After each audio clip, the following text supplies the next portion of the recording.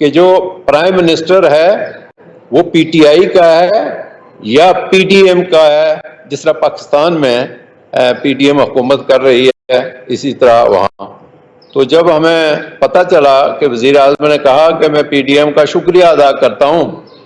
تو میں آپ کو یہ بات ریکارڈ کے طور پر بتانا چاہتا ہوں کہ اپوزیشن لیڈر اس اسمبلی میں موجود تھے کہ میں نے کہا ہم نے تو پی ٹی آئی کو ووٹ دیا ہے، ہم نے کسی آزاد امیدوار کو ووٹ نہیں دیا. تو ساتھ میں نے یہ کہا کہ یہ ماڈل بنانے والوں کا بہت شکریہ کہ ایسا ماڈل کوئی آزاد کشمیر میں پہلے نہیں بنا سکا. جس پر راجہ فاروق حیدر سابق وزیر اعظم نے کہا کہ یہ ماڈل جو ہے یہ فیصل نصیر صاحب کا ماڈل ہے. اسمبلی کے اندر یہ بات کہی، کوئی ایسے ڈکی چھپی بات نہیں ہے. تو ہم یہ چاہتے ہیں کہ یہ مداخلت بند ہونی چاہیے. آزاد کشمیر کا جو خطہ ہے یہ تقاضا کرتا ہے کہ مضبوط پاکستان آزاد کشمیر کا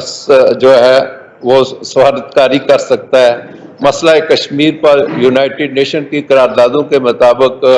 جو ہے وہ دباؤ ڈال سکتا ہے، دنیا کو باور کرا سکتا ہے. لیکن اس کے لیے میں آپ سے گزارش کروں گا کہ پاکستان میں ایک ہی شخصیت ہے جو انٹرنیشنل سطح پر جس کی پہچان ہے، اور آزاد کشمیر میں پاکستان میں جس کے پاس مینڈیٹ ہے، اور وہ ہے عمران خان، جو کشمیریوں کی سفارتکاری بھی کر سکتا ہے. جو کہ عالمی سطح پر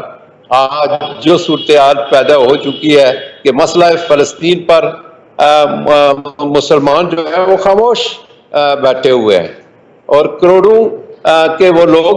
وہ خاموش بیٹھے ہیں. اور جب جو 313 جب تھے تو انہوں نے لرزہ طاری کیا ہوا تھا. یہ ہے آج کا مسلمان اور یہ ہے اس وقت کا مسلمان. تو ہمیں آزاد کشمیر کے ساتھ، کشمیری مسلمانوں کے ساتھ جو کچھ ہو رہا ہے اور آج کل جو فلسطین میں ہو رہا ہے، اس کے لیے پاکستان کو معاشی لحاظ سے، سیاسی لحاظ سے استحکام آنا چاہیے. یہ اسی صورت میں ہو سکتا ہے کہ عمران خان کو جو بے گناہ ہے، قیدی نمبر 804 جو بے گناہ ہے، انہیں ریلیز کیا جائے. آزاد کشمیر، جی بی اور پاکستان اور عالم اسلام کے معاملات جتنے بھی ہیں وہ انشاءاللہ اس پاکستان کی بنیاد پر حل ہوں گے، اور ہمارے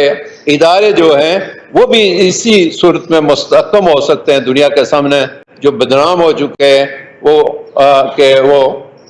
خان صاحب کی رائے کو فوراً عمل میں لائی جائے. شکریہ. بسم اللہ الرحمن الرحیم. میں تعارف کرا دوں، خواجہ فاروق نام میرا، لیڈر آف اپوزیشن اسمبلی میں.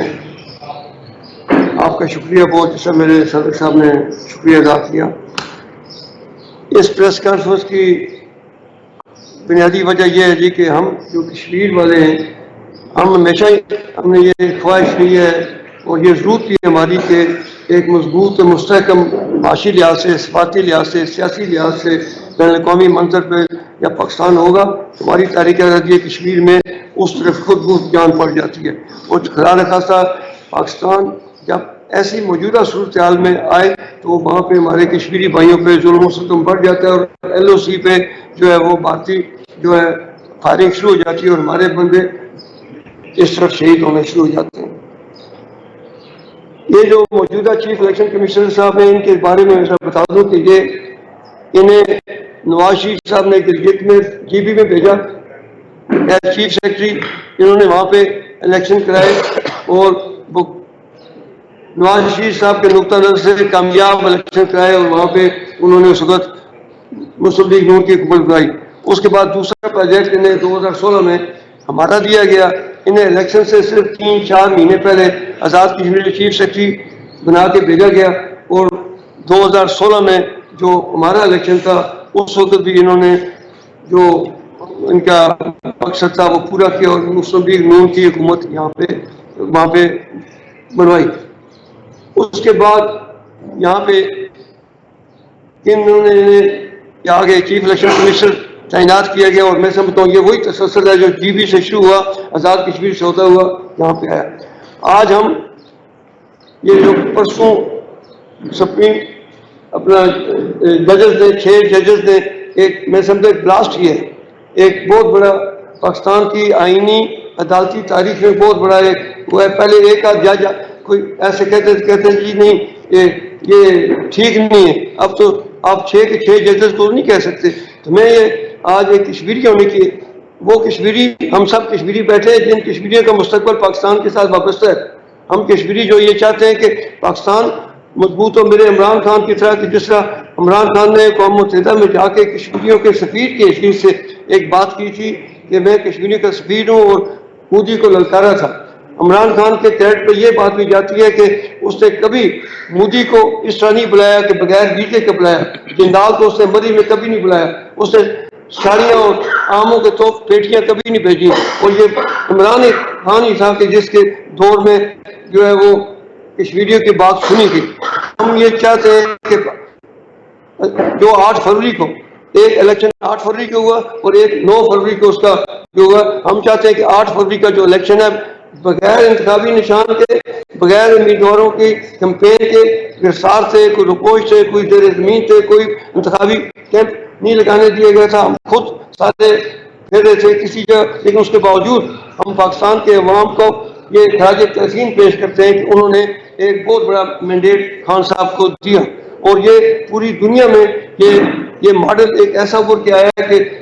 دنیا کی جو جمہوری طاقتیں ہیں، جمہوری ممالک ہیں، وہ اس ماڈل کو دیکھ رہے ہیں کہ یہ کیسے عمران خان نے جیل میں بیٹھ کے 5 اگست سے عمران خان گرفتار ہے، جیل میں بیٹھ کے کیسے عمران خان نے اس ماڈل ایسا ماڈل اپنایا کہ یہ تحریک انصاف پاکستان کی سب سے بڑی سیاسی جماعت بن کے ابھری ہے۔ ہم آج یہ مطالبہ کرتے ہیں کہ چیف الیکشن کمشنر اسلام آباد اور چیف جسٹس اسلام آباد اور ہائی کورٹ اور چیف الیکشن کمشنر، ان دو ہم ایک کشمیری ہونے کی حیثیت سے، میں ایک وکیل بھی ہوں، اس حیثیت سے ہم مطالبہ کرتے ہیں کہ اب ان دونوں کا اس عہدے پہ برقرار رہنا جو ہے وہ پاکستان کے مفاد کو، ریاست پاکستان کے مفاد کو جہاں ڈیمیج کر رہا ہے، وہاں پہ ہم کشمیریوں کی جو تاریخ آزادی کشمیر کے ساتھ پاکستان کی ایک کمٹمنٹ ہے، پاکستان کے 24 کروڑ عوام کی جو کمٹمنٹ ہے، اس کو بھی یہ نقصان پہنچایا جا رہا ہے۔ تو جتنا جلدی یہ 2 حضرات، اب میں سمجھتا ہوں عامر فاروق صاحب کو پیچھے ہٹ جانا چاہیے، بہت کچھ ہو گیا، انہیں پہلے بھی یہ کہتے رہے، اور جو مکتوب انہوں نے لکھا ہے، انہوں نے سابقہ جو خطوط ساتھ لگائے اس میں بھی انہوں نے اس حوالہ دیا کہ ہم پہلے بھی آپ کو کہتے رہے، اس کو دیا خاموش رہیں۔ تو جب تک پاکستان میں عدلیہ کی، قانون کی حکمرانی نہیں ہوگی، انصاف کی حکمرانی نہیں ہوگی، وہی بات ہے کہ کفر کی حکومت چل سکتی ہے، ظلم کی حکومت نہیں چل سکتی۔ جب تک یہ نہیں ہوگی تو میں نہیں سمجھتا کہ پاکستان جو ہے وہ معاشی دنیا میں، ثقافتی دنیا میں، سیاسی دنیا میں آگے جائے۔ آج بدقسمتی ہماری